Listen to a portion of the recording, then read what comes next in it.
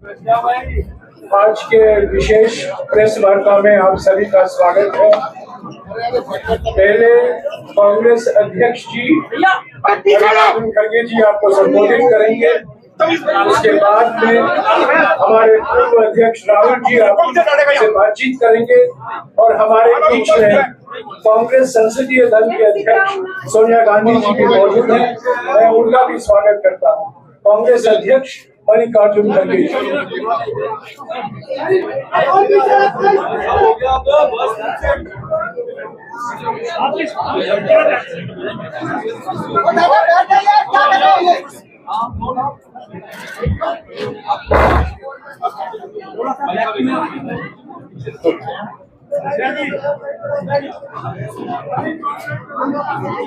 Respected Madam Sonia Gandhi ji,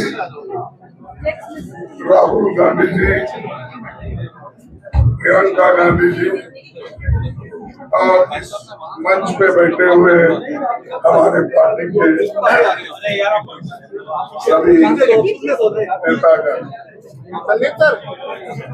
आज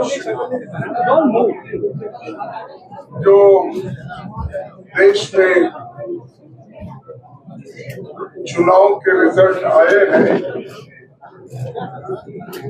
ये मैं जो पहले कहूँगा ये जो रिजल्ट है जनता की रिजल्ट है और ये जनता की जीत है और लोकतंत्र की जीत है। हम पहले से यही कह रहे थे कि ये लड़ाई हमारी मोदी वर्सेस जनता है।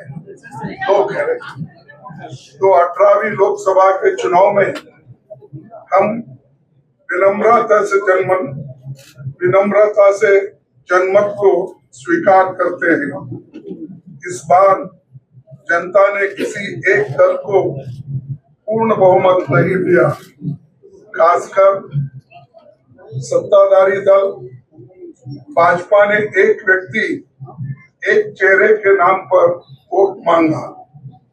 अब ये स्पष्ट हो गया है कि ये मैंडेट मोदी जी के खिलाफ गया है। ये उनकी राजनीतिक और नैतिक हार है। जो व्यक्ति बार बार अपने नाम से ही हर जगह वोट मांगते थे, उनकी ये बहुत बड़ी हार है और नैतिक दृष्टि से ये तो उनको बहुत बड़ा नुकसान हुआ है। आप जानते हैं कि कांग्रेस पार्टी और हमारे इंडिया गठबंधन से बहुत प्रतिकूल माहौल में चुनाव लड़ा। सरकारी मशीनरी ने कदम कदम पर अवरोध डाला, बैंक खाते सीज करने से लेकर तमाम नेताओं के खिलाफ अभियान चलाया। फिर भी शुरू से आखिर तक कांग्रेस पार्टी का कैंपेन सकारात्मक था, पॉजिटिव था।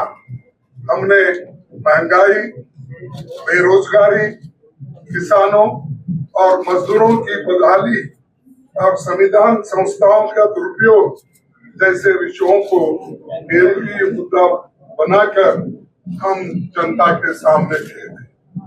इन मुद्दों पर बड़ी संख्या में लोग हमसे जुड़े, हमारा समर्थन किया। प्रधानमंत्री ने जिस तरह का कैंपेन किया वो इतिहास में लंबे समय तक याद रखा जाएगा। कांग्रेस के घोषणा पत्र के बारे में मोदी जी ने जो झूठ फैलाया, जनता ने उसे समझ लिया। मैं इस मौके पर कहना चाहूंगा कि श्री राहुल गांधी जी की दोनों यात्राएं, भारत जोड़ो यात्रा और भारत जोड़ो न्याय यात्रा के दौरान लाखों करोड़ों लोगों को मिलना, लोगों की समस्याओं को सुनना और आगे चलकर उन समस्याओं का हल ढूंढना हमारे कैंपेन का आधार बना। हमने इसी को 5 न्याय और 25 गारंटी का नाम दिया और इसी के आधार पर हमने गारंटी कार्ड बनाया हमारे कार्यकर्ताओं से लेकर घर घर पहुंचे और लोगों को संपर्क करें। इसके अलावा जो एक महत्वपूर्ण बात है वो भाजपा नेतृत्व की अहंकार की वजह से हुई। उन्होंने धीरे धीरे सारे संवैधानिक संस्थाओं के ऊपर गैर कानूनी तरीके से कब्जा करने की कोशिश की। फिर इनका उपयोग विरोधी दल के खिलाफ करने लगे। जो दब गया उसे दबा के अपने तरफ लिया, जो नहीं दबे उसकी पार्टी को तोड़ दिया, नहीं तो फिर जेल में डाल दिया। लोगों को ये विश्वास हो गया था कि मोदी जी को एक मौका और मिला तो अगला हमला संविधान पर सीधा होगा और लोकतंत्र पर होगा। इसीलिए लोगों को इसके प्रमाण नए संसद सत्र के साथ ही दिखेंगे। खुशी इस बात की है कि भाजपा इस षड्यंत्र में अब सफल नहीं हो पाएगी। मैं इस अवसर पर सीपीपी चेयरपर्सन श्रीमती सोनिया गांधी जी, हमारे लोकप्रिय नेता राहुल गांधी जी, प्रियंका गांधी जी का विशेष मैं धन्यवाद करना चाहता हूं। और इन्होंने दिन रात बराबरी से पूरे देश में कैंपेन किया और हमें एक मजबूत स्थिति में पहुंचाने के लिए भारी मदद इन्होंने की। और मैं ये कहूंगा कि इनके वजह से हमको बहुत बड़ा प्रोत्साहन देश में मिला और आज ये स्थिति जो बनी है उनके वजह से बनी। और हमारे करोड़ों कार्यकर्ता जो है देश में, उन्होंने भी हमारा साथ दिया। इसीलिए मैं बहुत बहुत उनको धन्यवाद देता हूँ।